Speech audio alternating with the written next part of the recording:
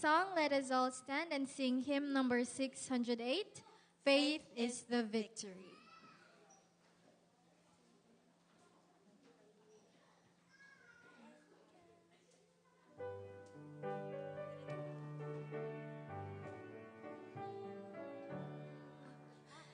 Encamped along the hills of light, ye Christian soldiers rise, and press the battle even night shall veil the glowing skies. Against the foe in veils below, let all our strength be hurled. Faith is the victory we know, that overcomes the world. Faith is the victory. Faith is the victory. Oh, glorious victory that overcomes the world. On every hand the foe we find, drawn up in dread array. Let sense of ease be left behind, and onward to the fray. Salvation's helmet on each head, with truth all girt about. The earth shall tremble neath our tread, and echo with our shout. Faith is the victory. Faith is the victory. Oh, glorious victory that overcomes the world. To him that overcomes the foe, white raiment shall be given. Before the angels he shall know, his name confessed in heaven. Then onward from the hills of light, our hearts with love aflame, vanquish all the hosts of night, in Jesus' conquering name. Faith is the victory. Faith is the victory. Oh, glorious victory that overcomes the world. Let us pray. Dear God, we would like to thank you for the blessings that we received this morning. And as we continue with our Sabbath programs this afternoon, we are going to talk about an important subject. You said that you have come to give us life, and life more abundant. So this morning, we are going to share an important message, especially about health, what we can do in order to experience longer the beautiful relationship that we have with you on this earth. Please bless our speaker, Dr. Donald Miller. Please give him the skill so that he can convey the message to the members that we have here. This we pray in the name of our Savior, Jesus Christ. Amen. Please be seated. So, who among you were blessed this morning about the message? Okay? Thank you. And this afternoon, Dr. Miller will again share one of his expertise. I've been in the last, it's more than 20 years, right? It's the first time that you came here at TIC? Is it more than? Yeah. Yeah, I remember when I was still younger, I already listened to your message, and it's been a blessing. So this afternoon, we are privileged to do that. So we are now going to give the time to Dr. Miller. He will discuss about the 7 secrets. Well, if you read the Bible, probably it's no longer a secret. 7 secrets of longevity. So let's now give the time to Dr. Miller. You know, a very popular saying in the last few years is follow the science, right? Which is a bunch of hooey, quite frankly, if you're talking about vaccinations. But this isn't about vaccinations, and I don't want to get political up here. But if I only had 1 minute, I could sum this whole talk up in just one slide. And here's the slide. Whoops, wrong direction. Now, this is a major magazine in America. It's one of the most conservative ones out there. And it's saying 11 health habits help you live to be 100. Okay? You know what number 8 is? Live like a Seventh-day Adventist. Now, this is not the church speaking. That's not the head of the General Conference Health Department saying this. This is a woman named Deborah Kuhn. She's a researcher. And she is researching how can we live longer. And she found that Seventh-day Adventists are some of the longest living people on the earth. I'm going to shoot you with my thing there. How many have heard of the blue zones? Anyone heard of blue zones? All right, very few of you heard of blue zones. They're areas in the world where people live the longest. One is Okinawa. Another one, now this is going back to 2005, was a small area in the country of Sardinia. The third one was Loma Linda, California. Now, if you're a Seventh-day Adventist, you know a little bit about Loma Linda. It is what we call an Adventist ghetto. It's got a university, it's got a medical school, it's got a hospital, it's got many churches, a lot of Adventists there, and they find that Adventists live on average, well, in the front page Wall Street Journal some years ago, Adventists live 12 years longer than the average person. That's pretty impressive, 12 years longer. But really, that's not the most important part. Okay. But I've got to stress something right now because we got some older people here. I'm probably one of the oldest people in the room. Old age is not a disease. See, we get the idea as we go older, we're supposed to get sicker. You ever think that? Oh, I'm getting old, I'm going to start getting sick. No, it's an accumulation of bad habits. If you stay healthy, if you stay following the lifestyle, you're not going to get sick. That's just the way it works. Matter of fact, when the children of Israel left Egypt, God gave them a promise. You remember what the promise was? Exodus 15:26. He says, if you keep my commandments and my statutes and my judgment and do them, I will lay none of the diseases upon you which are brought upon the Egyptians, for I am the Lord that heals you. Now, when an Egyptian person would die, what did they do with them? Did they burn them? Did they bury them for compost? They made a mummy out of them. They would take out their organs and preserve them separately, which means today we can go back, find some of these mummy hearts and mummy brains and mummy digestive tracts and mummy bodies and find out what were the Egyptians dying of. You know what they were dying of? Heart disease, diabetes, cancer, sexually transmitted disease. They had arthritis. They had overweight. Does that sound familiar? It sounds like today's problems. But now I mentioned a promise this morning, Hebrews 13, verse 8. Does anyone remember what that was? Jesus Christ, the same yesterday, today. So whatever he promised the Israelites coming out of Egypt, he promises right here, right now, today, to those in TIC or wherever you might be in the world. If we do what he says, we will not get the diseases of the Egyptians. We just got to do what he says. Now, we talk about longevity. Now, that's not a very old person. Now, some of you are young. Some of you might be that young. But one thing, young people, one thing you've got to understand. Now, you're not going to understand it now, but you will one day if Jesus doesn't come soon. It doesn't take long to go from that to that. It doesn't take long to grow old. Believe me. And men, we're in the same boat. You're looking like this today, and it seems like just tomorrow you're looking like this. But we can stave off the advancing of age. Age is just a number.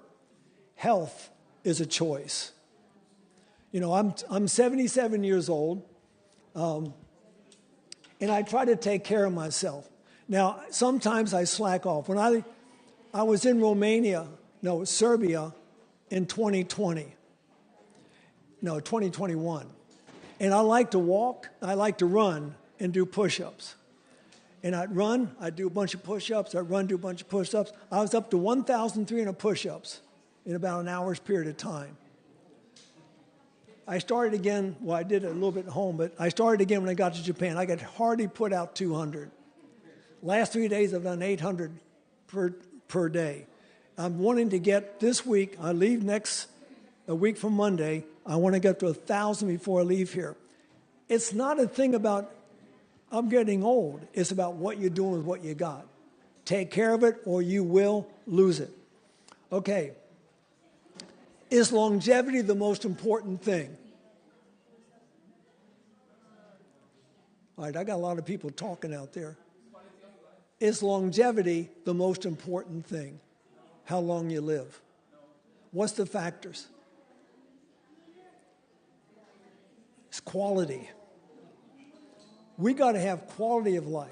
Now, this person has plenty of quantity of life, but there's no quality. As we take care of ourselves, we grow old with quality time. And that's what we want to do, have plenty of quality in our lives. Okay, so now, the 7 secrets to longevity. This is a study done by 2 researchers called Belloc and Breslow. And they looked at, this is a good study, they looked at a lot of people, what they were doing in their lives to help them live longer. And it's not just living longer and living better. So we're going to go down through each one of these 7 things. 1, 7 to 8 hours of sleep.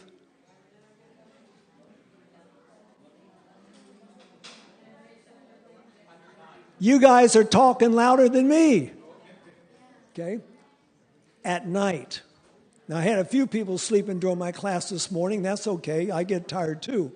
But we got to get to sleep at night. And it's 7 to 8 hours. This is an interesting study here. Those who slept less than 6, this is mortality up. 7 to 8 hours, mortality down here. More than 9 hours, it goes back up again. 7 to 8 hours. Now, if it's a child, they, of course, are going to have more hours sleep. But as we go older, we need to stay around the 7 to 8 hours of sleep at night. And there's a lot of, matter of fact, I want you to do an experiment tonight when you go home. You go to bed, turn out the lights, lay there in the bed with your eyes closed, and then open your eyes now that you're accustomed to the dark. If you see any light, not unnatural light, that means artificial light, it greatly increases your risk of all cancers. Any light. On my little computer, if I got it plugged in, I got a little light, a little green light on my computer right here. I've got to cover it because that little light, that one little light is artificial light that could cause me to have a number of different cancers. I know that sounds far-fetched, but that's what science is telling us. Too little sleep. Now, what's going to happen if you have too little sleep? Increased daytime sleepiness. You know, maybe on Friday nights we should go to bed at 8 o'clock. Might be able to stay awake all morning. Other things, decreased performance. If your brain isn't functioning right, if your brain is tired, it's not going to function properly. Okay? Blood becomes inflamed. Listen to this. Inflammation is at the root of almost every chronic disease. Diabetes, cancer, heart disease. Almost every chronic disease is going to have inflammation as one of its characteristics. We do not want inflamed blood. There's other things we can do for inflammation, but one, go to bed on time. Brain needs sleep in order to learn. Now, this is another interesting study. Today, you're getting a lot of information. This morning, you had information. You're getting information right now. That information is going into what we call short-term memory. Okay? Now, if tonight you go home and go to bed on time, you say, well, Sunday, I can sleep in tomorrow, so I'm going to stay up late tonight. Don't do that. Go to bed at the same time. If you go to bed at the same time, all that information is neatly stored in your brain, so it's easy to retrieve. You might compare that with a file cabinet. If you have a nice, neat file cabinet, it's easy to find that file you just put in there yesterday. But if you get this information today in this class and you go to bed home tonight and you don't go to bed on time, you know what that information is going to do? It's going to be scattered all through your brain. And then tomorrow when you try to recall it, it's going to look like that file cabinet. Say, what did he say about growing old? Something about growing old. That's all I remember. But we need to get our sleep at night. An interesting experiment was done in a school. They had two classes. One class, they gave them a class in the morning, and they gave them a test in the evening. Say, wow, that's good. I don't have time to forget all that stuff. The other group, they gave them the class in the evening and the test in the morning. But between them two, they had a good night of rest. Who do you think did better? Well, you know where I'm going with this thing. Those who did sleeping between the class and the test did significantly better than the others who didn't have rest in between. So it's better to get that good night of rest so you can consolidate your short-term memory. How many of you go to bed at night worrying about things? You ever worry about stuff? I know you worry about stuff. We all worry about stuff. When you go to bed, don't worry. Just give all your cares with Jesus. What's Jesus' favorite name for himself? When Moses says, you want me to go down there? Who shall I say sent me? What did the Lord say? I am. That's his favorite name. When Jesus says, before Abraham was, I am. They try to stone him because that's God's favorite name for himself. He's not, I will be. If you worry about tomorrow, you're borrowing trouble that may never happen. He's not, I was. If you're worried about what you did yesterday, ask God for forgiveness and go on. Get a good night of sleep. Leave all your cares with Jesus. Melatonin and growth hormone are the highest before midnight. Basically, if you go to bed at 9 o'clock at night in the dark and you're asleep, by 12, you've got most of the melatonin and growth hormone you need. Now, what do we do with it? What does melatonin do for you? It helps you sleep. It's produced during the daytime. Well, we get the building materials during the daytime, and then it's put together at nighttime to help you sleep. Sometimes people take melatonin tablets, but I just rather do it the other way. Okay. Killer cells of the immune system are suppressed when we're not getting enough rest. And we've already got weak enough immune systems that we don't need to help it with not getting enough rest at night. I've already said children need to get more sleep than adults do. Ecclesiastes chapter 3. Does anyone know how it starts? To everything there's a season and a time to every purpose under the heavens. And it goes on, a time to be born, a time to die, a time to this. There's a time to go to bed, 7 nights a week. And there's a time to get up, 7 mornings a week. We should be regular in all of our habits. As a matter of fact, even eating habits. We're told by the spirit of prophecy that it's better to have a meal 5 minutes early than 5 minutes late. Our pineal gland runs our biorhythm. We've got a biorhythm we work on. And if we mess with that biorhythm, our whole lives are going to be off kilter. And it makes the body work so very much harder. Okay, so that's the first health tip for living a long time. What was it? Get rest. All right, second one. This one is, eating a good breakfast. Now, I had a fantastic breakfast this morning. I had more food on the table in front of me than I could have ever eaten. But we should eat breakfast like a king. It's the most important meal of the day. Why is that the most important meal of the day? First of all, you've been fasting all night. Your blood sugar is going to be low. You probably, if you're doing a right program, you haven't eaten since 6 o'clock the afternoon. So you're 12 hours out of food, so you got to eat your food now. If you Eat a good breakfast. You got plenty of glucose to make it all the way to lunch because your body runs on glucose it's going to get from breaking down your carbohydrates. For those who eat breakfast and don't snack, this is an interesting study too, following the science here, less than half the risk of death from all causes compared to men who skipped breakfast and snacked. Now, I'm not going to ask how many of you don't eat breakfast and you start snacking all morning long just to have enough glucose to make it to lunchtime. But we need to be eating, that's the most, some people say, well, I don't have time to eat breakfast. Get up an hour earlier.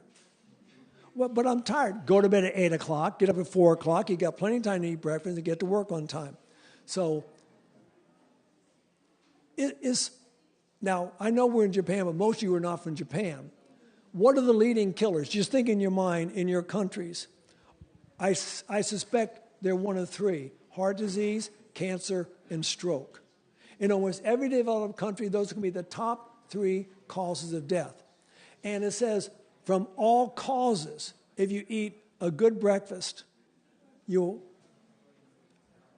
will miss your appointment with disease. So now, we don't eat breakfast because we don't have enough time. So we're running out the door, and what's going to happen a couple hours later at the work? You run out of fuel. You are glucose, and your glucose bottomed out. So what are you going to do when you feel like this? In the middle of the morning, what are you going to have yourself? A Coke, coffee, a refined carbohydrate, get that boost of energy either through caffeine or sugar, and it's going to give you that boost of energy. And basically, you're going to do that the whole morning, up and down, up and down, up and down, which is extremely hard on the system. And Coca-Cola, which is high in caffeine and sugar, so you got boosted both ways. Then we're supposed to eat lunch like a prince. It's not our major meal. It could be close to equal with your breakfast meal, but we eat lunch like a prince. But if you've snacked all morning, you're not hungry enough for a big meal, so you grab yourself a rice ball. I like rice balls with sour plum in them. But that's not going to sustain you very long. And then we're to eat supper like a pauper. That means, first of all, I basically eat 2 meals a day normally. Now, if I'm someone's house and they're feeding me, I'll eat whatever's in front of me, just about. But we should eat supper like a pauper. You work on breakfast. You work on lunch. What do you do on supper? You sleep on supper. That's about all you do. But if we haven't eaten breakfast, and we snacked, and we've eaten a very light lunch, at supper time, that's the major meal of the day. And we eat like little pigs.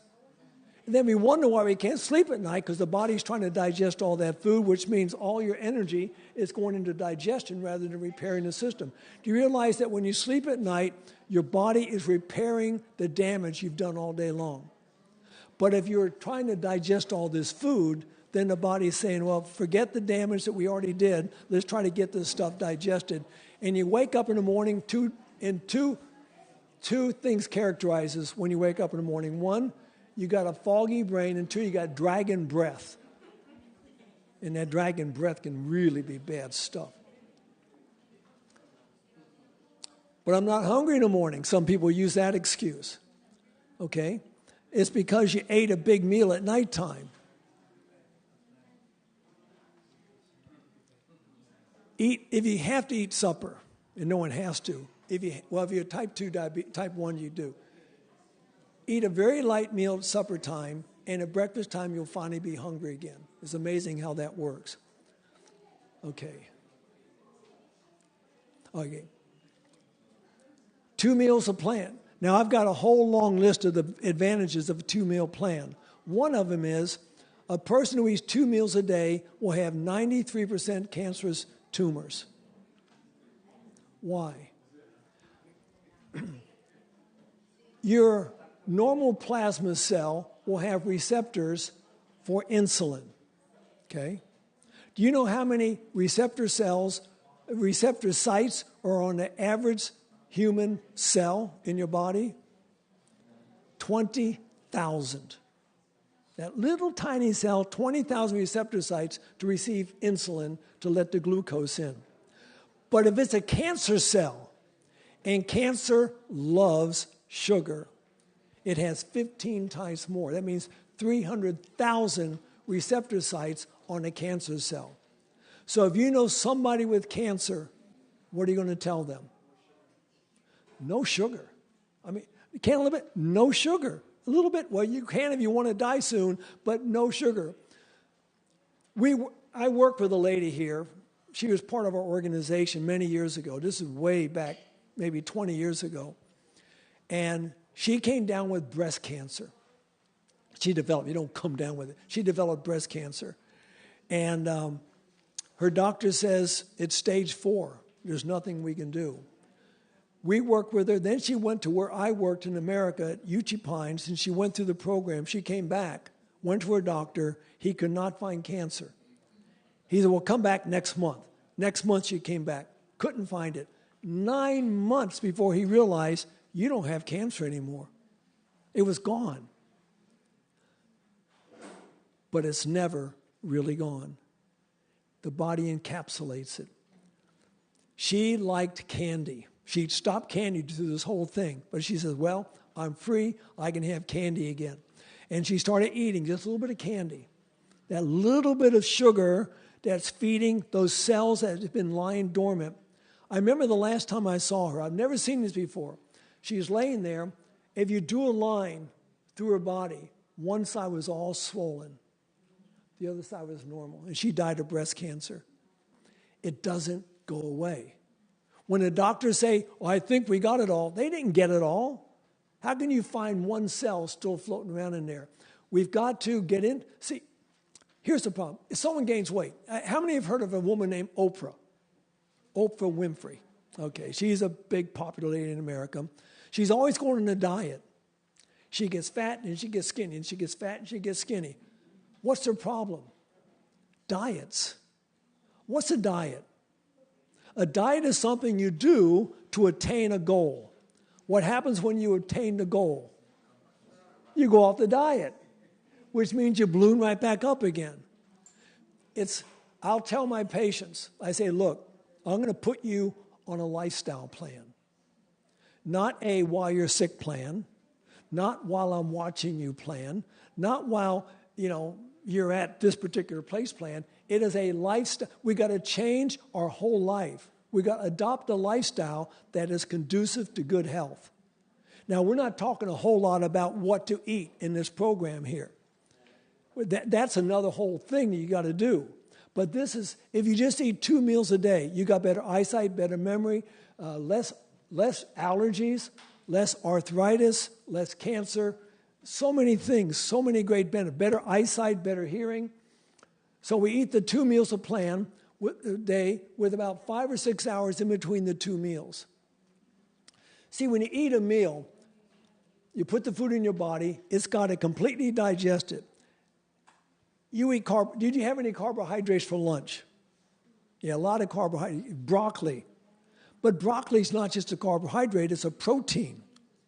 What is a protein? Can anyone describe what a protein is? Huh? Oh, I hear. I usually wear my hearing aids. I forgot. I was in the military 14 years.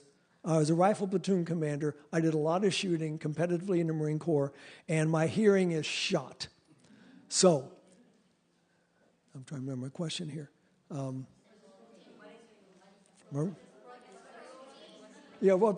Protein is amino acids. Protein is amino acids. Every cell in your body is made up of protein. It's made up of amino acids. When you eat a protein, your body says, I can't use that. It breaks it down into amino acids. Now we can do something with this stuff.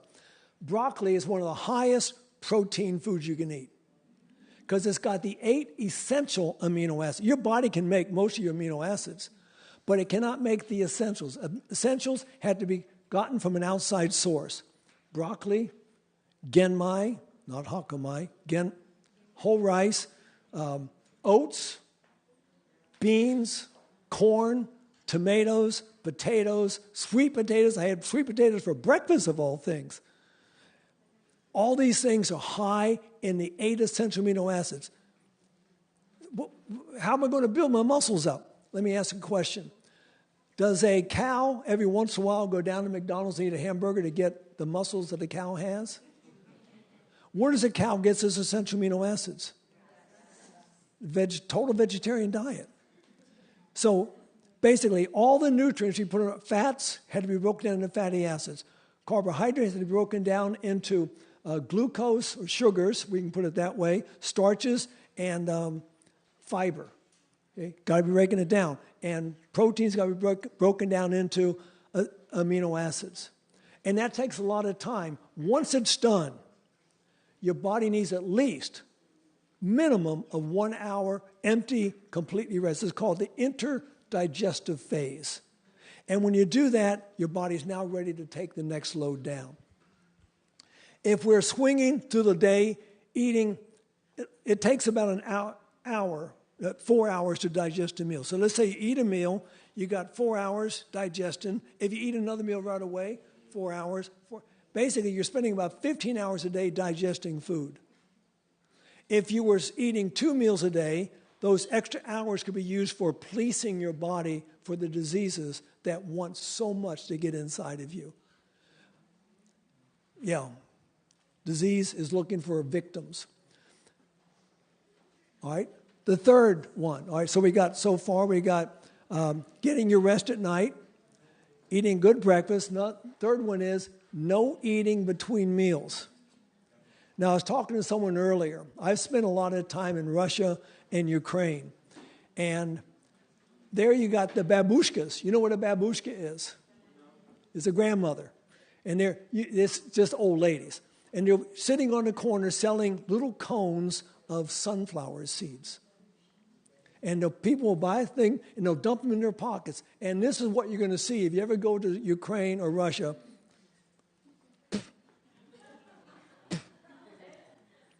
All day long, they'll be doing this. That means they're constantly putting dirty clothes in the wash machine. And they got to keep starting it over and over and over. Because you introduce new food into your stomach, digestion stops. And it starts over again. There are people who go, well, I'm going to show you a slide on that. But I won't show you the contents. Okay, again, on time, every time. Same with sleeping. We need to eat our meals at the same time every single day. Now, that's very hard to do for some people. I try to eat my breakfast by 6:30 to 7 o'clock in the morning. I always get up at 5, and then I'll eat my lunch around 2 or 3 in the afternoon. I never am hungry. It's good to be hungry. You should go to the meal saying, I can't wait to eat this food. You can't, I got to eat some more food now. Whoa. Your body's saying, please don't do this. Give me a break. You need to have time. You need to go to your meals hungry. And you need to leave the table still a little bit hungry. Haira Hachibu, for those of you who know Japanese, what's Haira Hachibu? We should leave the table. Well, here's the proverb that goes to the Chinese saying. 80% of what we put into our body uses. It maintains our body. 20% maintains your doctor. You should leave the table saying, I could eat some more. And that's when you should quit. Then you're not going to hurt yourself. Now, we've got a holiday in America coming up in November. The fourth Thursday in November is Thanksgiving Day. And you eat until you hurt. Literally. I worked for a doctor. She was a pathologist. And you know what a pathologist does? One of the things that pathologist does is try to figure out, why did this person die? And she says, it's amazing, on Thanksgiving Day, many people die. And we're talking about doctors and lawyers, people who are high-class people, and they bring them in. And one of the things she'd like to do is open up the stomach and pick through what's in the stomach. She would find whole olives without a bite mark in them. An olive, they and they're swallowing all this stuff, and they basically end up with getting a heart attack. Maybe some of them die of, choking to death, but most of them die of a heart attack because they're eating and drinking. And then if nothing else, this is America, when they get done with eating the big meal, they go in and plop down in front of the TV and watch football games. They don't go out and play football, they watch football. Now, all that fat in the system gets into the bloodstream and is flowing around. It gets into lacteals, goes into the thoracic duct, and you're laying there. And then you get up and you squeeze that thoracic duct. A big bolus of blood goes out into the subclavian vein, and you have a stroke or a heart attack. Why'd I die? Yeah. High-fat meals are not the best meals in the world to have. Why do we put fat in our food? That's it. It tastes better. How many of you like tempura? Don't be ashamed. I love tempura. French fries? Oh, I love French fries. I don't eat the stuff because I know it's high in fat. And now I do a test in America, and all of you are wonderful. I love coming to Japan. I realize I don't have a lot of Japanese here, but I got a lot of people who are following the right principles. If I'm lecturing in America, well, usually I don't do this in America because I get thrown out of the hall. I tell people in other countries, I give Americans a test whether they can have some fat in the meal. I say, stand up straight and look down. If you can't see your shoes, you don't need any fat. If you don't want... Oh, I do have shoes. Yeah. You know what a BMI is, right? A body mass index. The perfect BMI is between 18.5 and 24.9. And that's a pretty big spread. Now, to put it in perspective, I'm about 21. Okay, so I'm sort of in the middle of that spread right there. So there are people, believe me, there are people skinnier than me. And but even at 24, I've never been to 24.9. Then you got 25 to 29.9. That's overweight. Easy to recover from. From 30 to 40, that's obese. Above 40, it's morbidly obese. I don't know that I got these pictures in here, but I'll see where I'm going. Okay, so now, we got this nice breakfast. That's a pretty good breakfast. You got some grains, you got an apple, you got banana, you got a little bit of toast there. It's going to take about 4 hours to get that through your system. Now, this was a study they were doing. So they gave a group of nurses this nice breakfast. And in the middle of the morning, they gave them peanut butter and jelly sandwich. Not time for lunch yet, they gave them peanut butter and jelly sandwich. They found that the breakfast was still in their stomach between 6 and 9 hours later. Now, what's going to happen if you take some food, put it in a nice warm environment, and let it sit there for a while? What's going to happen to it? It's going to start fermenting. It's going to start getting bad. Same thing's going to happen in your stomach. Matter of fact, we start producing alcohol. Our body is a still. It will produce alcohol. Matter of fact, they did an experiment at UT Pines. Now, I keep mentioning UT Pines. This is a medical missionary training school in Alabama, and everyone there is total vegetarian, at least while they're at UT Pines. Some of them go out to town and get a hamburger every once in a while. But they were doing a study, our own little study, about how much alcohol we produce. We produce alcohol without ever drinking alcohol. The one who won it was Dr. Agatha Thrasher's young son. He had the lowest alcohol content of everybody, but he had an alcohol content at 4 years of age. Because our food, as it breaks down, it ferments, it produces. How do you turn grape juice into wine? Fermentation.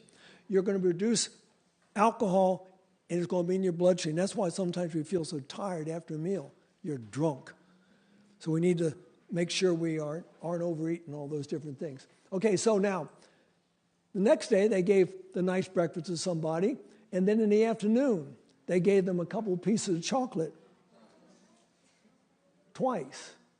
And they still had breakfast in their stomach at night 13 hours later. Yeah, that's bad news. We need that rest period between our meals.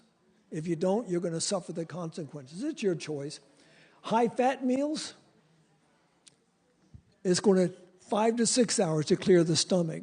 So the more fat in your meal, the longer you need for, again, that's 5, all right, let's say it's 6 hours to clear the stomach. You still need that 1 hour of intradigestive phase so the body can say, let's rest a little bit.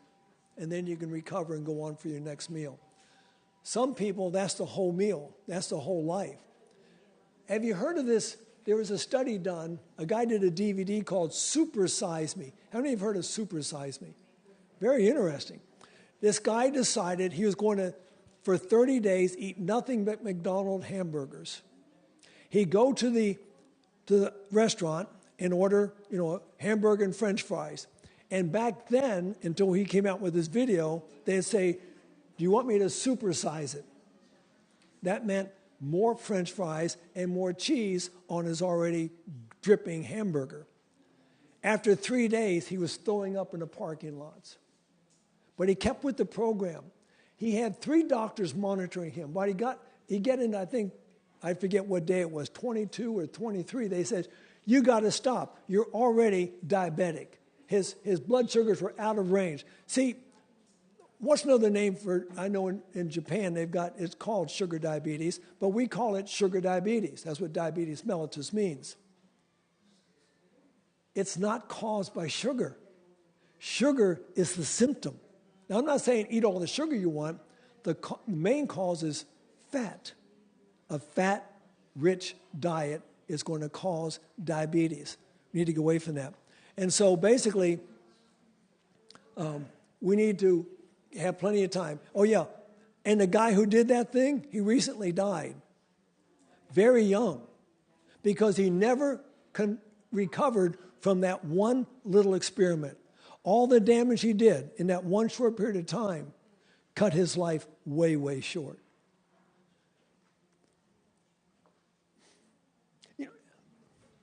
It's like Paul said, what? Know you not that your body is a temple of the Holy Spirit who is in you, and you are not your own. You are bought with a price. We need to take care of this thing. We are stewards. You know what a steward is? A steward is somebody who takes care of something that belongs to somebody else. You are not your own. You belong to God. And God has given you stewardship over your body. This is a spiritual thing as much as a physical thing. And God will help you. In 1 Thessalonians chapter 5, verses 23 and 24, 23 says, present your whole bodies, souls, and spirit blameless before the coming of the Lord. Body, souls, and spirit, that's completely. But 24 says, faithful is he who has called you, who also will do it. God has called us to be faithful in our bodies, faithful in presenting our bodies, our minds, and our spirits blameless. He says, I'll help you do it. But you got to help me help you. And he's willing to do it. He is a good, loving God. Okay, now we got number 4. We're trying to find out how to live longer. It's maintain a proper weight. And for some people, that is a great challenge, and we've got to take care of ourselves. Whoops. Yeah, now we're going to have a fat shark here in a minute. Yeah, he'll get fat.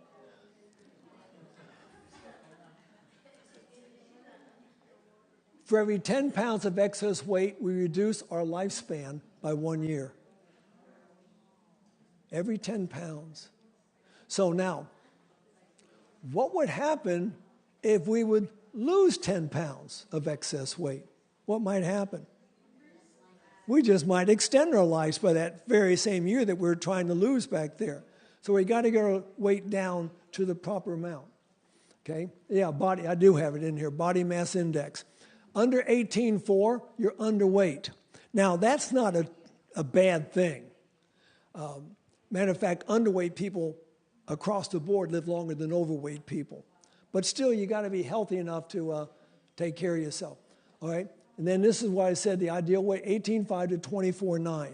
That's where all of us should be. And I suspect when I look around here, almost all of you are within that range. Then we got overweight, 25 to 29.9. We got obese, 30 to 39.9. And then above 40, we've got morbid obesity. And these are sad cases. Go back. Oh, you were taking pictures. Okay. More than that? One more. I'm going to... Oh, you're writing it down. Okay. Okay. 18.5, 24.9. Then we got 25, 29.9. Then we got 30, 39.9. Then we got anything over 40 is going to be morbid obesity. And that's not a Photoshop picture, folks. That's a real human being. And, cutting their lives so short. Meat and death from diabetes, risk ratio in SDA men. Now, meat is going to make you grow fat because it's full of fat. All this stuff is fat in here. This is SDA men. Those SDA, Seventh-day Adventist men, who eat meat less than one time a week have a relative risk of 1 of having diabetes and dying from it. Those who eat it almost every day, 380% higher risk of dying from diabetes. Now, diabetes is not in the upper 3 causes of death. You know why? Diabetes contributes to all the other 3. And so you usually die of a heart attack, cancer, or stroke before you die of diabetes, but the diabetes opened the door. If you have diabetes, it increases your risk of heart disease by 350%. Risk of strokes, 350%. Cancers, many types of cancers, 200 and above, just by having diabetes. So basically, that sets the stage for dying, so we don't blame it on diabetes that you died, because you already died of something else. You know, Okinawa, I mentioned Okinawa before. I was stationed there in 1984-85. It's one of the blue zones. Got some of the longest living people on earth, but they've got the fattest children in Japan. Now, how many of you have been to Okinawa? Okay. Of course, I just went out after lunch and stood down in a corner. I like to go down in a corner and watch all the people walk by. It's amazing. It's like I'm back in America again. We call ourselves round eyes, not almond eyes. You got all the round eyes. But down in Okinawa, if you go down there, you're going to see a huge American military presence. And the American military like to eat American food. Yeah, they're going to eat some sorbet every once in a while. They're going to eat some rice balls. But they really want to eat the other stuff. So there are over 30 Kentucky Fried Chicken restaurants, last checked, on Okinawa alone. And how many of you like Kentucky Fried Chicken? I love Kentucky Fried Chicken. And it's good because it's fried. And it's a fried dead animal, and that's very tasty. But we need to get away from this thing. So, how to lose weight. Now, most of you don't have to worry about this, but you're going to know somebody who needs to lose weight. It's very simple, some things to do. No animal products. Now, when I was a child, we would grow our own meat. We'd have 100 chickens from egg to fryer. We'd have our own beef cows every year. We'd grow our own. No steroids, no antibiotics. They ate out in the field. It was safe. Nowadays, how many of you have ever owned a cow, a milk cow? Okay. Well, an average cow will produce about 6 liters of milk a day. Now, if you go to a factory milk farm where they're milking cows, they've got to be putting out 20 to 25 liters a day. How do they do that? Hormones. Yeah, hormones. They're pumping stuff in there to produce more milk. And if it's in the milk, if it's in the body, it's in the milk, it's in you. Can you imagine what it's going to do to the children too?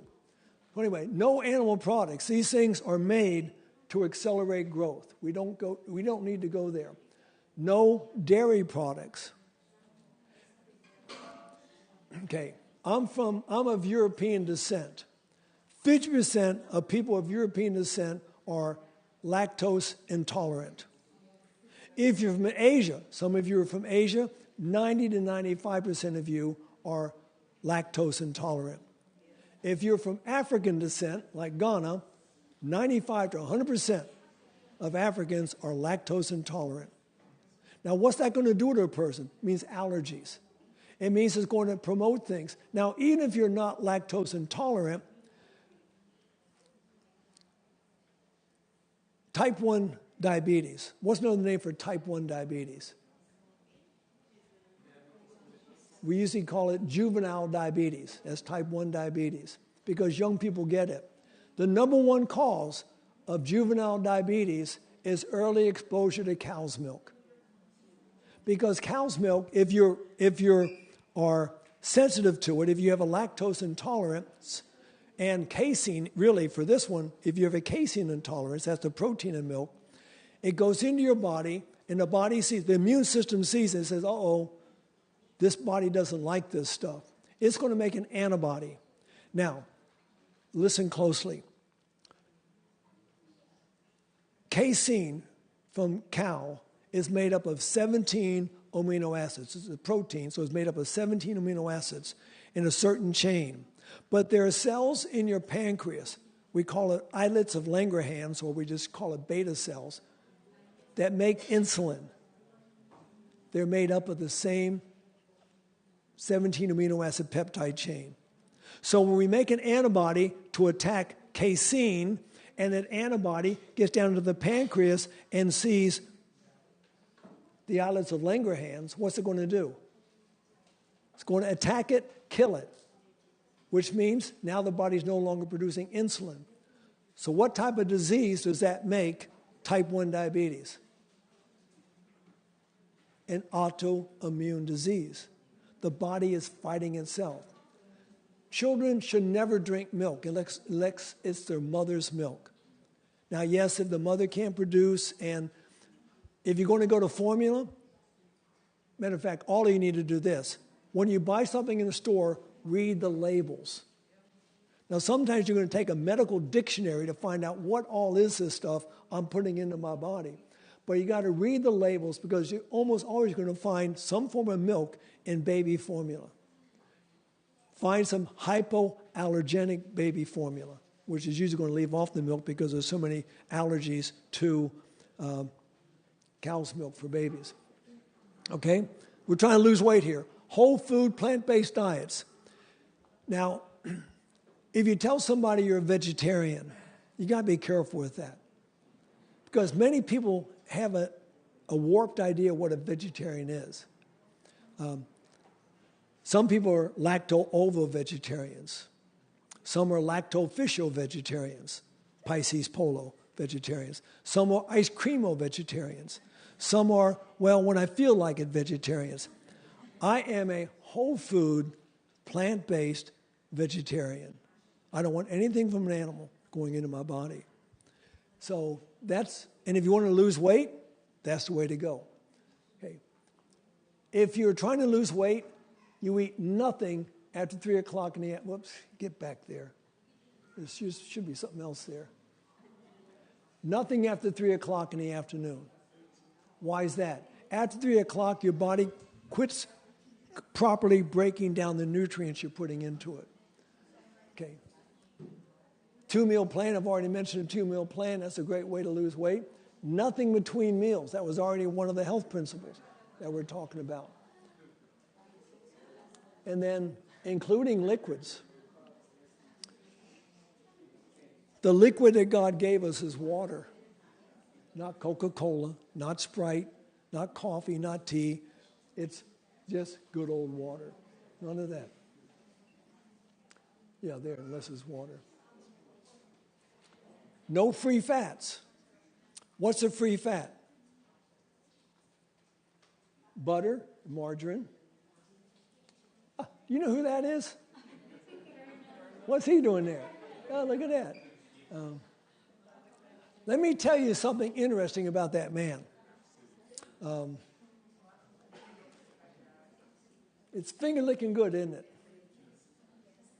But now something interesting about the guy.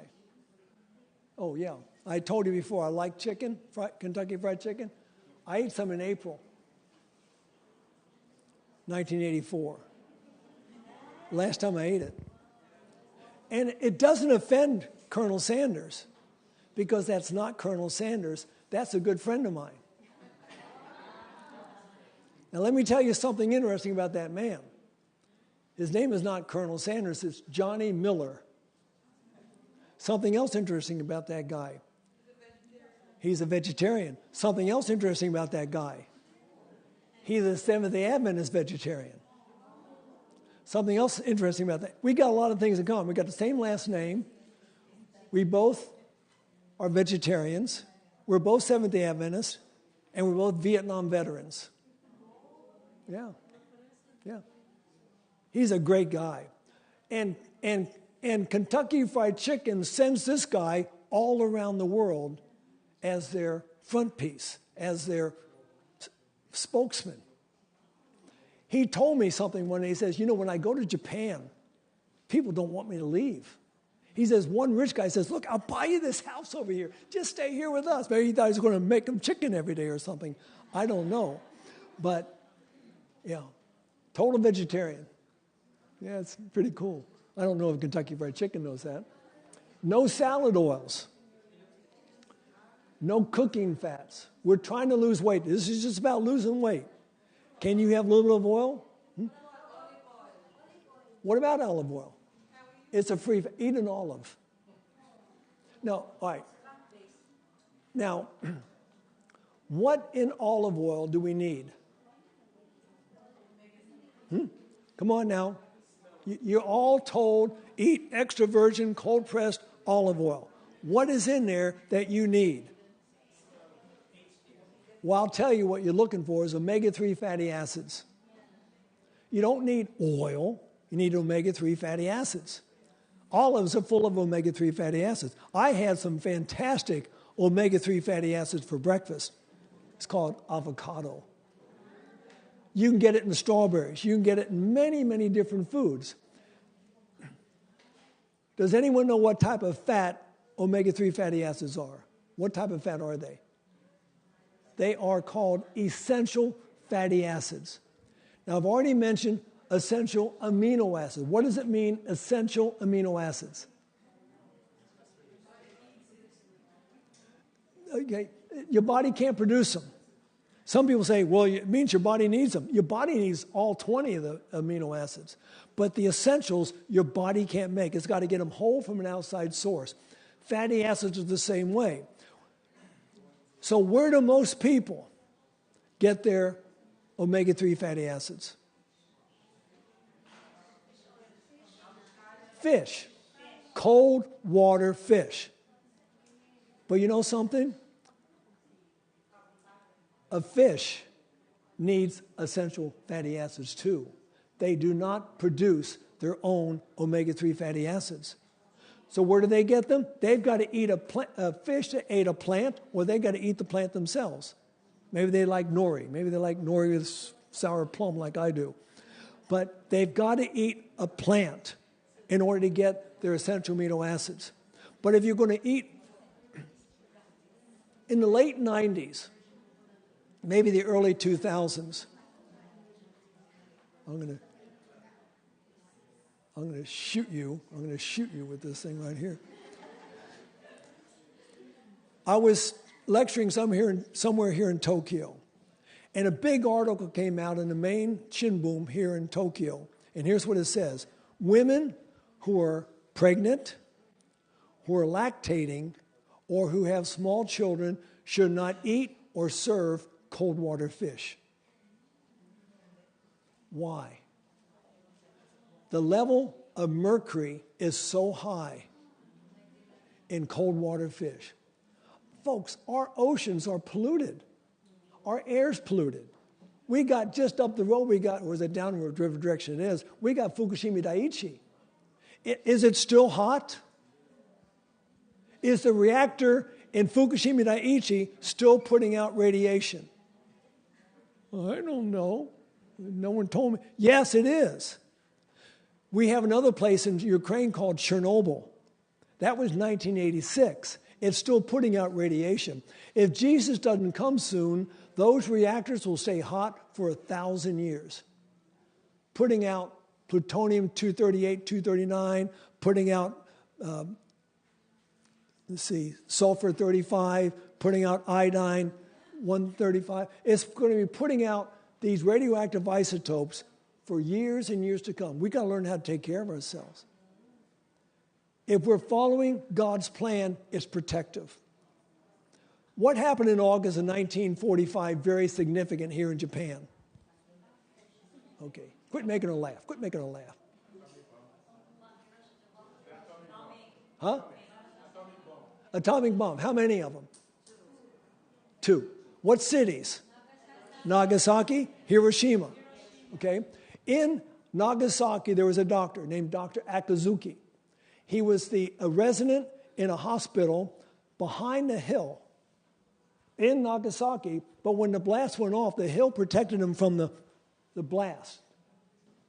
But more people died from the radiation than from the initial blast. But he had been studying radiation. Why? We hadn't dropped any bombs yet. What radiation was he thinking about? How many have ever had an X-ray? Yeah, you've all been radiated. How many have ever stood out in the sunshine? You've been radiated. How many have ever stood in the ground and radon? You don't see it, you don't feel it, but radon is coming right up out of the earth. You've been radiated. We are surrounded by radiation. And that's what he was studying. How can I protect my people?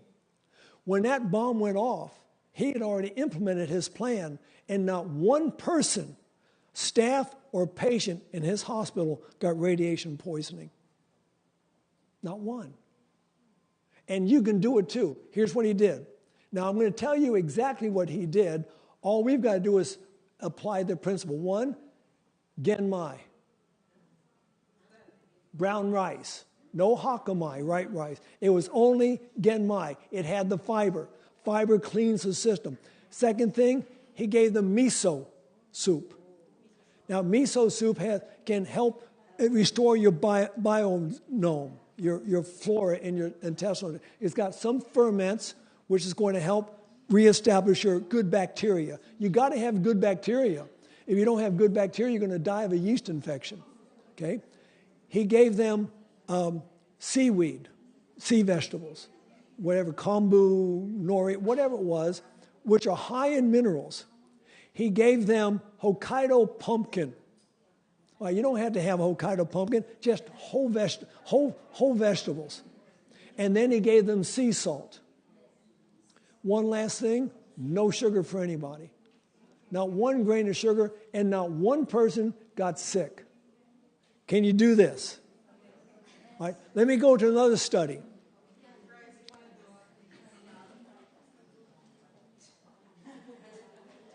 I'm going to wait for everyone to quit talking. They're having a good time back there. Okay, thank you. You ever heard of the Spanish flu? What dates can you put on the Spanish flu?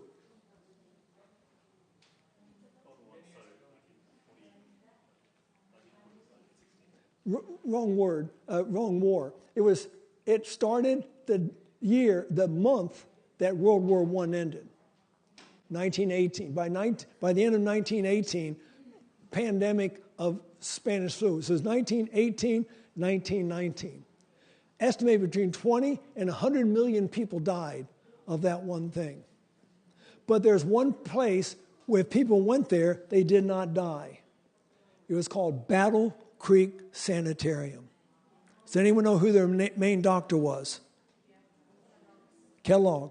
You've heard of Kellogg's cornflakes? That was his brother, Willie K. Kellogg. John Harvey Kellogg had and I've got the article. He wrote an article. I've got the article. Here's what he did. 1, he increased the fiber content of the patients. All right. Now, we talked about inflammation earlier. One of the best ways to get anti-inflammatories and high fiber is amani, flaxseed. Ground up fresh every morning, sprinkled on your food. It's a great anti-inflammatory, and it is high fiber. So he gave more fiber in the diet. That means brown rice, whole grains. Matter of fact, fruits and vegetables as much as you can with the peeling still on them. They've got pectin. Pectin takes out heavy metals, mercury, lead, and other things that we don't want in aluminum. So he did that. 2, every patient got 4 liters of liquids a day. 4 liters. Now, that wasn't Coca-Cola and coffee. It was it was water and probably juices. 3rd thing, he gave them hydrotherapy treatments. Sort of relaxes the muscles, sort of raises the immune system. That's basically all he did. And nobody was dying of, I'm going to get you 3 ladies. No one was dying of Spanish flu in his establishment. Okay, we're back to what was I talking about all this? We're talking about oils. Well, we don't need oil. We just don't need it. No mayonnaise. Oh, man, I love that stuff. And now Americans, I'm a genuine 100% American, and I live off of peanut butter. But here's how I eat it. It depends on how you eat it. My sisters used to put that much peanut butter on that much bread. I will put a spoonful of peanut butter in a bowl, mash up a banana in it until it becomes a really light, like a pudding. So you got sweetness, you've got well spread out peanut butter, and only a small amount. Put that on my bread is all I need. So I'm eating about a teaspoon of peanut butter, but I'm eating on 3 pieces of bread. That's plenty for my little body. But we're talking about if you're overweight, you just don't need to be eating free fats. Okay, regular exercise. What type of exercise? Regular exercise, not once a week. You got to be doing exercise every day. That's why when I talk, I do a little bit of walking up here too. The main purpose. Now, when I teach this is always a question on a test, and no one ever gets it right. But the main exercise is to sustain and improve physical and, what's that? Mental health. People who work out have stronger brains. You're increasing blood flow, you're increasing oxygen, you're increasing good hormones that you produce because you're working out, and it's going to be great for you. Now, you don't have to pump iron. You pump your body. Do push-ups, do pull-ups, do sit-ups, do something with your own body, and that's going to be all you really need. The problem with, I remember one time I living in Hawaii, and I was on a bench press, I was doing a bench presses, and it just got too heavy, and I couldn't push it back up. And pretty soon it's laying across my chest. And someone finally saw me and rescued me. I was going to kill myself on that thing. In England, all over, this is the late 90s, all over England, heart disease, the early signs. Who's in the picture? Children. What are they doing?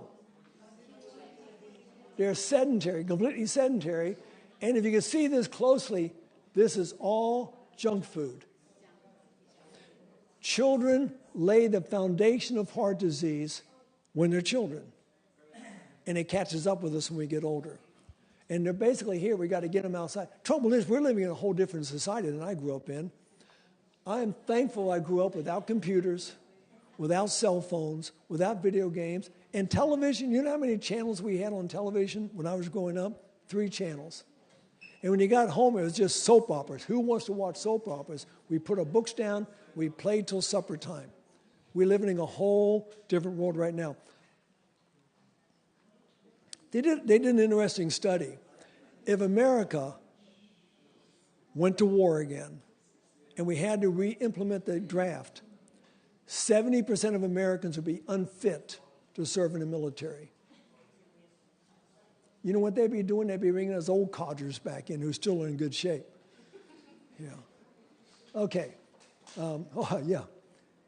A sedentary non-smoker, this guy right here, has health risk equal to an active pack-a-day smoker. So there's no way of putting this thing. If you are a sedentary smoker, you're in real bad shape. If you are an active non-smoker, you're on the top of the pile. But we need to exercise. Use it or lose it, and you will lose it quite quickly. Now this to me, this makes me feel guilty as all get out. Sitting more than 3 hours per day, that's accumulative. Folks, you've all sat for more than 3 hours here today. You heard me drone on this morning, you're going to drone on right now, you're going to be sitting somewhere else tonight. 3.8% or 433,000 of all deaths worldwide every year. But now let's put that in some perspective, okay? 800,000 people in the world every year commit suicide. So you got half the chance of dying if you just sit 3 hours a day, at least wise compared to those who commit suicide. We need to exercise more. I knew a colonel when I was in the Marine Corps.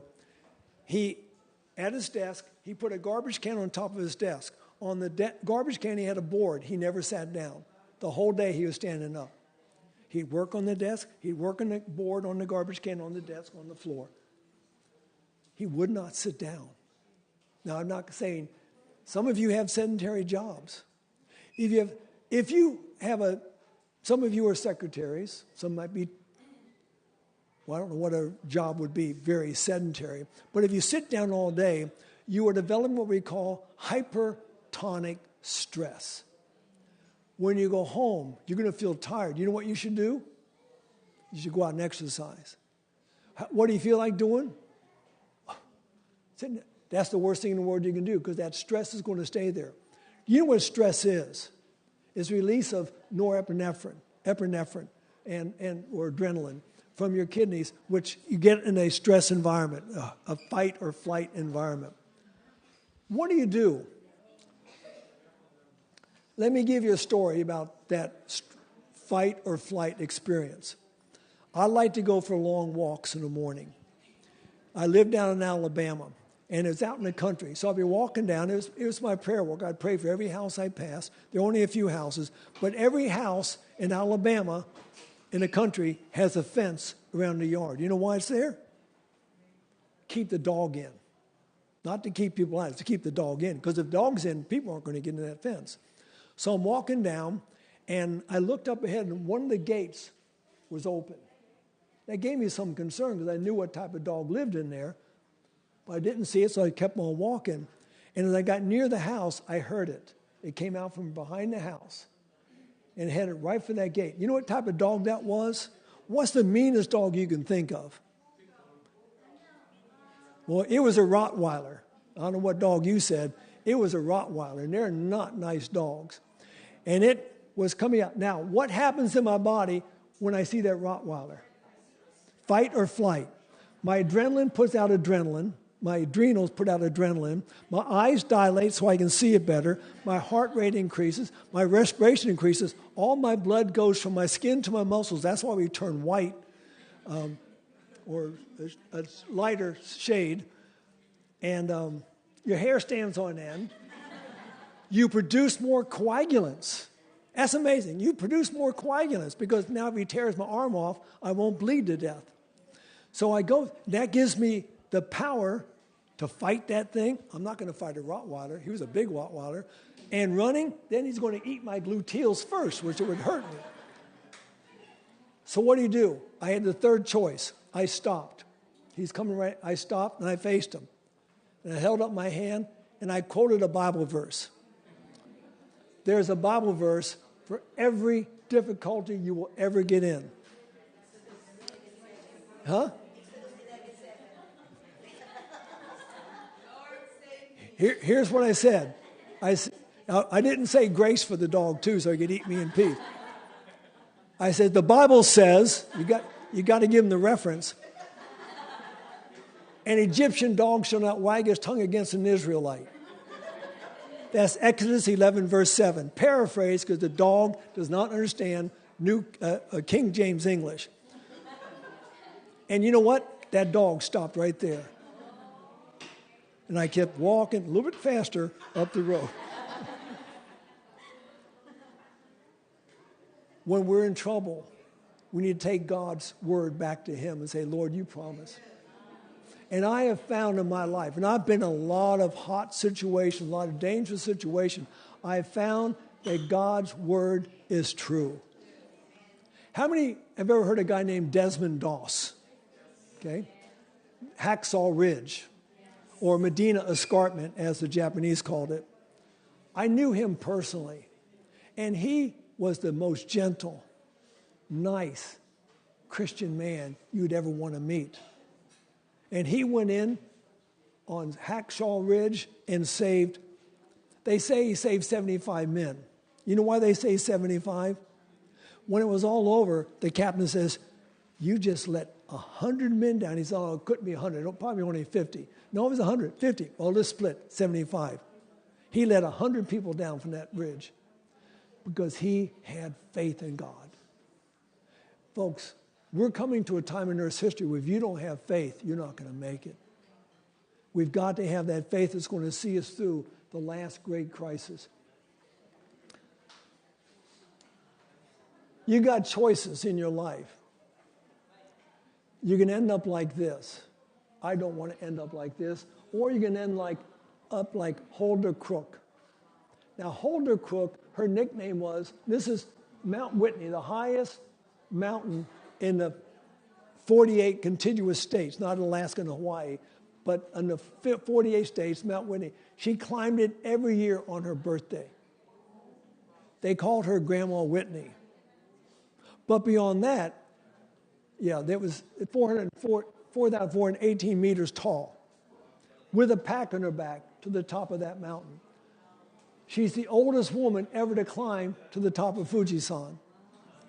There's a Shinto shrine at the top with a plaque with her name on it. They called her Grandma Fuji. We call her Grandma Whitney. But she was the oldest one ever to climb up there. Now, I know that some of you might say, I'm too busy to exercise. I talk about hypertonic stress. That's if you have a sedentary job, you got to go home and exercise. If you are a manual laborer, you're working all day, lifting boxes, doing whatever, you have hypotonic stress. When you get home at night, you get to sit back and just de-stress. Some people say I'm too busy. Well, researchers went to a very large hotel. The hotel employed 84 maids. One day they brought all the maids to clean the rooms into a room, and they gave them some tests. They took their blood pressures, they took their weight, and they took their waist to hip ratio. Then they had 42 of them. Let's see, I said 84. 42 of them go back to work. They kept 42 there. And this is what they told the 42. They said, you realize that when you are pushing that cart, when you are making those beds, when you're cleaning that bathroom, when you're sweeping the floor, that is considered exercise? They didn't know that. They thought that was just work. And they were just too tired when they got home and exercised. That meets the president's standard of physical fitness, what you do. 3 weeks. Both groups did exactly the same thing. All right, they brought them all back in at the end of the 3 weeks. They did the same measuring. Those who had been told that that's exercise, their blood pressures had gone down. Come on, it's supposed to go down. Oh, push the wrong one. The weight had gone down. Where's your, there you go. That was down 10%, weight was down, and waist to hip ratio all had gone down just because of what had happened here. Does anyone know what the word psychosomatic means? Psychosomatic. It means the body's influence, the mind's influence over the body. Let me give you an example of it. There was a carpenter. He was working on a building, and he was up on top, and he was nailing nails, and he comes down, and there was a nail somehow balanced straight up, and he stepped right through his foot, right? Poked out the top of his boot. How do you think he felt? He was in a lot of pain. They took him to the hospital, and they cut the boot off. You know what they found? The nail went right between his toes. It didn't poke a hole in him at all. Where was the pain? Right here. And many things we do is here. I don't know, you may not have this saying in your countries, but we have a saying in America, you're going to worry yourself sick. Or you're going to worry yourself to death. And you know what? It's true. What you think is. If you think you can do something, you're right, you can. If you think you can't do something, you're right, you can't. Yeah. I could go on and on about that, but I'm going to run out of time here. Okay. Exercise may reduce breast cancer risk. Frankly, it can reduce risk of all disease, but this was a study done on breast cancer. They looked at 1,090 women over the age of 40. And what they did is they asked them questions about what you do when you were younger. How active were you? Those who averaged 4 or more hours of activity per week. Now, how many hours are in a week? Yes, 168. Just 4 hours. 4 hours of exercise. Can you squeeze 4 hours out of 168 hours? You do more than that just surfing the web. 4 more hours of activity a week during reproductive years had a 58% lower breast cancer risk. Almost 60% reduced risk just from exercising 4 hours a week. Is it worth exercising then? Especially you young ladies. All right. For those who did 1 to 3 hours, they had a 30% lower risk of breast cancer. Breast cancer is the number one cancer that kills women. Now, guys, don't sit back and feel smug. Guys get breast cancer too. And we die of it at the same rates that they do. We just got to be, we just don't advertise that. We're not going to walk around with a pink ribbon and say, I survived breast cancer. It'd just be embarrassing. But we need to take care of ourselves. Okay? People don't normally wear out, they rust out. If you don't exercise, you're going to stop moving. Now, if you can do any one of these things, I'd like to see you do it. Yeah. I love Japanese people. They can do some strangest things. But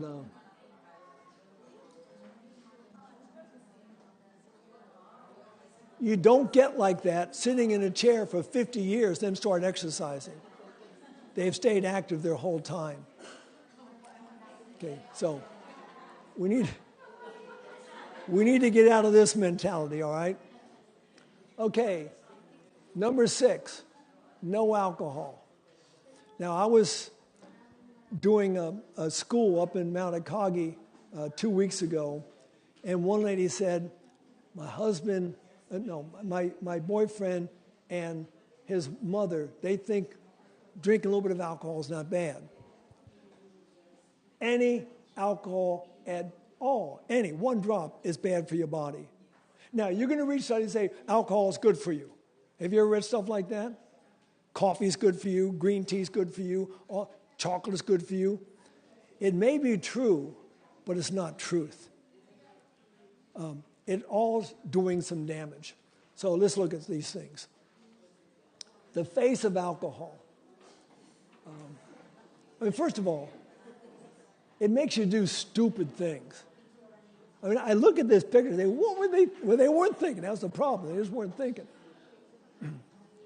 The aftermath of alcohol. My father was an old man when he died at 54. He had this great big gut.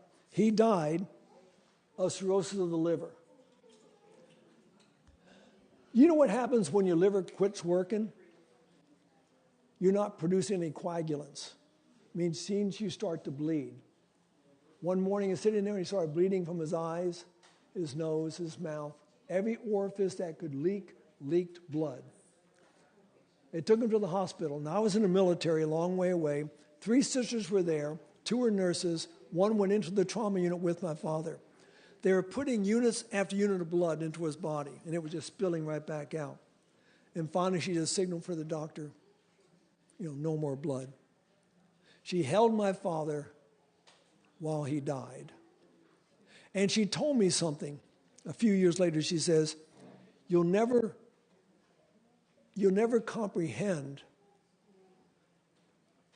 what I understood by look in Dad's face is he was dying. A look of hopeless, helpless pleading. He was a terrible father. He was an alcoholic. He abused us. And at the very end, it was all there. He couldn't get rid of it. And my sister couldn't help him. Cirrhosis of the liver, vagrancy, homelessness, you just ruin your whole life. This was my family right here. Beatings, broken dishes, broken furniture, broken home. People dying. And then my family ended up like this. Parents got divorced. He found some floozy to live with, and my mother said, that's it, it's over. That's what alcohol will give you. There's not one good thing I'd say. I hate alcohol. All right, number 7. We don't need to go much further than alcohol. You know how bad that is. But you don't have to say much about tobacco either. Not any of it's good. I used to smoke Marlboros. Yeah, and we had to go to where the flavor is. What they call the Marlboro Cowboy. Well, some years later, they went back to look and talk to some of these Marlboro Cowboys. These are some of the actual Marlboro Cowboys. You know what they found?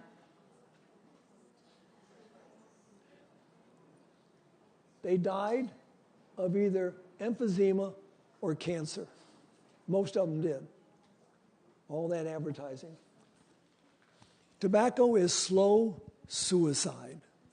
It takes a while, but it's going to take your life before long. Cancers, emphysema. In August of 2020, I reconnected with a classmate of mine from high school. And she had stage 3 COPD. You know COPD, chronic obstructive pulmonary disease. She had smoked for 50 years. She had been an Adventist. She'd left the church. She was way out in left field somewhere. And my goal was to try to bring her back. So every day I'd write her a story. And I wish I wrote some books, 2 booklets, and I'd send her a story every single day. And my booklets are made up of the stories I send her, each one with a moral to them, trying to bring her back. I lost track of her in December. Finally got back in her in January. She had been in a hospital. She no longer had stage 3 COPD, had gone to stage 4 COPD, jumped right into stage 4 inoperable terminal lung cancer. And I lost her in April the 2nd, 2021. It's a terrible way to go. You don't want to do that. Okay. 58% of people want to quit smoking. Now, did any of you ever smoke? Okay. Did you try to quit? How many times? Once? Twice. Okay. I probably tried to quit 50 times. It's easy to quit smoking. It's hard to stay quit smoking. But everyone, 100% of people will quit smoking. It just depends on how and when. You can quit right now, or you can quit when they take them out of your pocket because they don't want to waste those good cigarettes when they put you in the ground. Everyone will quit smoking. When I was young, when I smoked, you know how much a pack of cigarettes cost? 30 cents. In America right now, you're looking at $5, $6, or $7 a pack. You might as well just take money out of your pocket and burn it. It's doing you no good to smoke the thing and just throwing your money down the rat hole. How many have heard of Ivan Pavlov? Yeah, he was a social scientist, and he did the experiment with dogs. He rang a bell, they salivated, rang a dog, bell, they salivated. So he had an idea about how to quit bad habits. We got to first quit caffeine. He called caffeine bad habit glue. But how many people who smoke like to sit down in the morning, drink their cup of coffee, and smoke their cigarette? That's just a ritual they go through. They got to quit both at the same time. Now, is it best to just quit all at once, or maybe go from a pack a day to half a pack a day to a quarter of a pack a day to an eighth? What's better? The only one good way is to quit right now. Satan loves people who try to wean themselves from tobacco. You just got to stop. And within a few days, that great craving will be over. Then it's a habit you're just used to having. I worked with a guy many years ago. He was a body man in a body shop for automobiles, and he told me he had quit smoking 20 years before, and he was fixing up a boat in his yard. He'd been working all summer, and finally he got completely done. He felt so satisfied. He stepped back and he reached for a cigarette.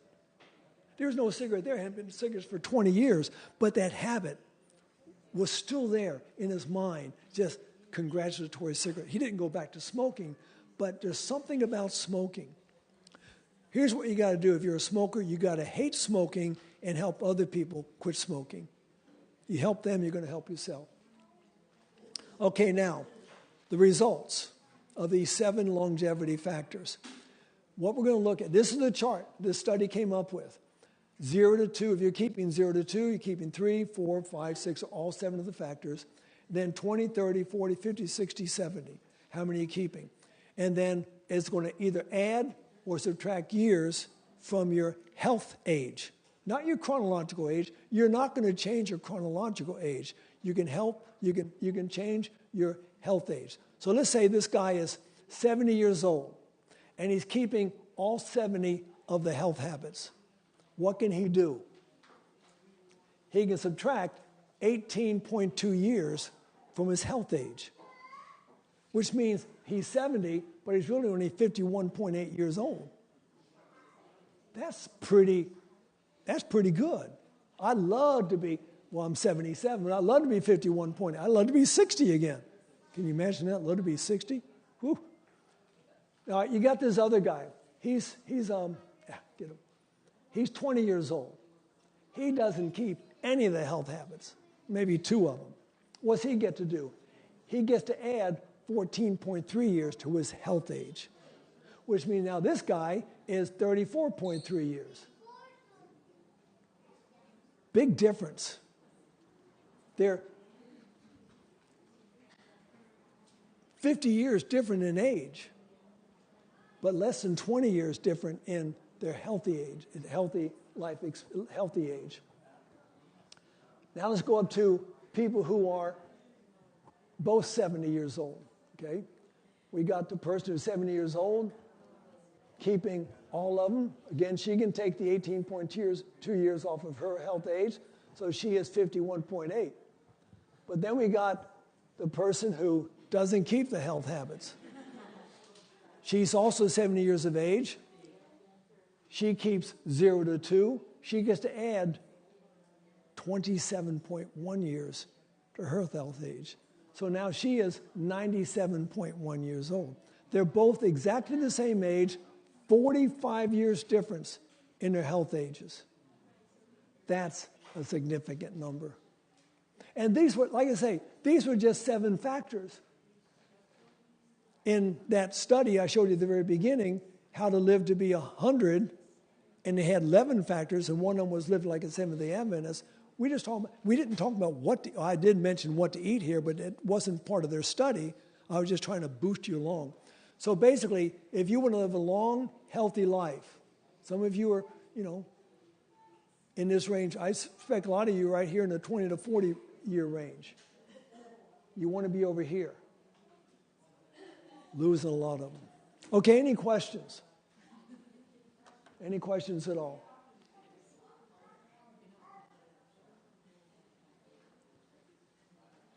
Well, I could tell stories. I'll let some of you continue to go. Yeah.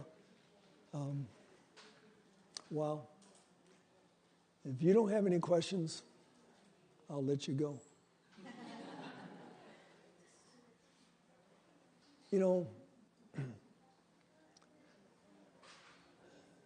Like I said at the very beginning, age is a number. Health is a choice. And no matter where you are right now, you can reverse the course of your life and start going in the right direction. If you're going in the right direction, put it on steroids and you can go even faster in the right direction, and you're not going to get sick. Start getting your exercise. One thing I noticed about Tokyo, there's parks everywhere. I took a long walk last night and went to this park, fantastic park. I wish I had one in America. It had an artificial track which was soft, and one side for walking and one side for running. And that thing was over 400 meters long. Get out there and use the facilities that are available to you. And God will reward you. As Paul says, I beseech you, therefore, brothers and sisters, by the mercies of God, present your bodies a living sacrifice, holy, Holy, acceptable to God, which is your what? Your reasonable. He's not asking us to do anything impossible. He says reasonable. Don't be conformed to the world. Now, what's the world's way of getting healthy? Take another tablet. Take another pill. Take another shot. That's not God's way. Don't be conformed to the world. Be transformed in your mind, that you might prove. That means test God. That what is that good and acceptable and perfect will of God. And what's his perfect will? 3 John 2, I would that thou art prosper and be in health, even as your soul prospers. See, he's got both the mind and the body involved there. If we keep the mind attuned, one other little story. There was a young woman. She was born in Bucharest, Romania. When her father came to the hospital to see his little daughter, he took his wife and they left the hospital, left the baby there. The baby was born with no legs. The man wanted his children to be athletic. He wanted to be gymnastic. Okay? The child was adopted by a family in the state of Illinois in America. They had one rule in their house. We do not use the word can't. You don't use the word can't. Now, there were older children in the house, but she was just a little baby. So she grew up with this mindset, I can do anything. You know what her desire was? She wanted to be a gymnast. She wanted to be a gymnast with no legs. She became the state gymnastic champion. I've seen her work. She runs with her arms, flips and does all these things, bouncing around. State champion. But growing up, she had a hero, another gymnast named Dominique Morciano. You ever heard of Dominique Morciano? Okay. She won the gold medal for America in the Olympics. I forget what year. But her parents had immigrated from Romania to bring her to America for a better opportunity. You know what? They were sisters. Jen Bricker, the girl's name was Jen Bricker with no legs. Turns out Dominique Morciano was her biological 100% sister. It's amazing. God brought them together because to do the DNA search and they found out all this stuff. Folks, you can do anything you put your mind to. Don't let Satan say you can't. Take the word can't, take the word can't out of your vocabulary. You can do anything. Okay, let me have a word of prayer and let you go. Father in heaven, I'm thankful for the time I get spent with my brothers and sisters. We looked at 7 longevity factors. They're simple, easy to do, not requiring anything from us, just a willingness to say, yes, Lord, I want to present my body a living sacrifice. Help us, Father, to all become stronger, both mentally, physically, and spiritually, as we enter the dark days just ahead. And I thank you in Christ Jesus' name. Amen.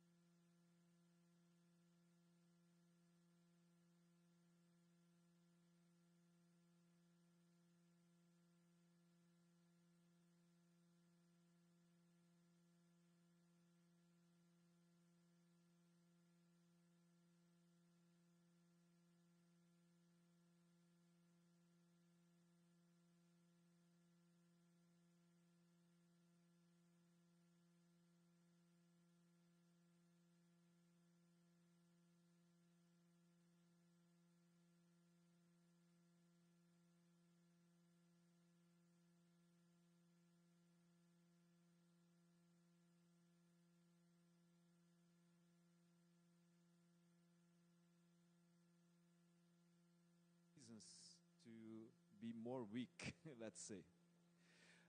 I don't know, I couldn't follow the 7 factors, but certainly stress is not a strong point about Moses. But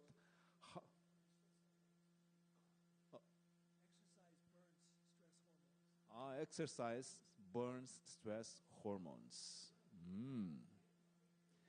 Yes, thank you. This is a question that I have for you. Certainly, he was connected with God constantly. I don't know if it's one factor, connection with God that gives health. Yes. Japan is a country with longevity, but the problem is it a quality life? Because if you spend more than 5 years, 10 years in a bed, it's not a longevity. No? It's just existing, not living. Of course, we'd like to have a quality life till the end. Our useful time as much as possible. Instead of depending on others, no, we want to be useful to others. So certainly we have reasons, factors to live, to be a light. As much as possible, not so dependent, but we need to be dependable, so we need to be useful more. So let's live according to the privilege, to the light that we have. Thank you so much, Dr. Donald Miller. He's doing a training session for health missionaries. Maybe next time this church needs to consider to attend this lecture. It's in Akagiyama. It's really good. And there is a plan from JUC to support you. I think it's 60,000. Half will be provided by JUC. And another good portion will be given by local church. And the church member needs to spend just a fraction of the cost. Okay? So all these lectures is not for you, but it's for you to serve others. Yes? Yeah, so it's 1 week. It's now. There's no time to make a registration. Okay? Let's think about, Dr. Miller is coming here, Japan, every year now on. So certainly we have opportunity next year. Think about this. Okay? So this is our advisement. It's really good. I need to attend this to be more effective in my ministry. Okay? So thank you so much once more. May God bless you. You are dismissed. And remember these lessons. Take it for you. Take out to you. Okay? So, yes?